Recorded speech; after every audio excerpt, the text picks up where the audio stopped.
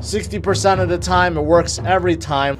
BlackRock. We know BlackRock, they have their fingers in everything. Now they're coming out with a Metaverse-themed ETF.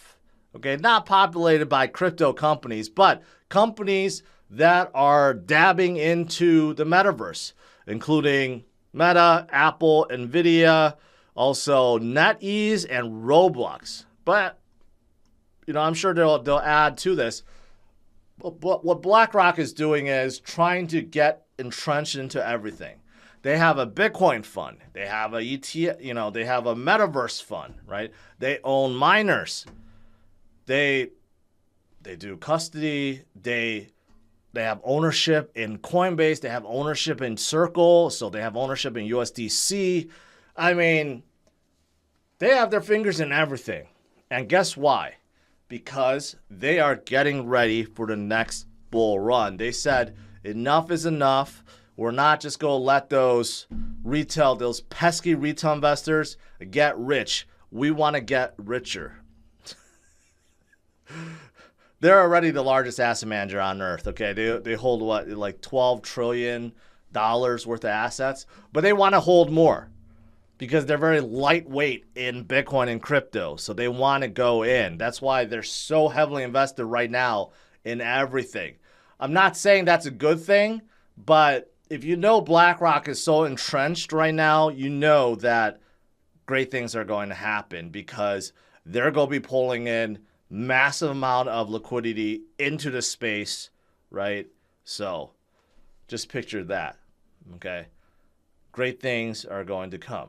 Speaking of Metaverse, a lot of Metaverse news today. Saudi Arabia partners with Sandbox, and they don't really say what they're working on. They just say that they want to work with Sandbox and they want to get into the Metaverse in the future. So this is the Saudi Arabia Digital Government Authority, and they have partnered up with Sandbox, and they're going to work together to, quote them, exploring, advising, and supporting one another in Metaverse development. Now, we know Middle East has a ton of money. So for me, I think they just want to, again, like BlackRock, get entrenched right now while things are really, really low and get ready for the next bull run, right? I mean, that's what it sounds like. They want to get in on the ground floor while things are still cheap before the next bull run. So you have that, but also there's a lot of other stuff happening with Sandbox. Ubisoft is pushing their Rabbids NFTs in Sandbox. I'm not so familiar with them, but okay. But Ubisoft is huge. They're absolutely huge in the gaming industry, right? Also, what's huge is TOEI Animation. I'm a big Dragon Ball guy. So I'm excited about this, and my kids got into One Piece now. I don't know what One Piece is, but they are known for their very, very popular anime, and they're partnering up with Sandbox, creating experiences and NFTs, right, within the Sandbox. So there's actually a lot of stuff happening with Sandbox right now. So quite exciting.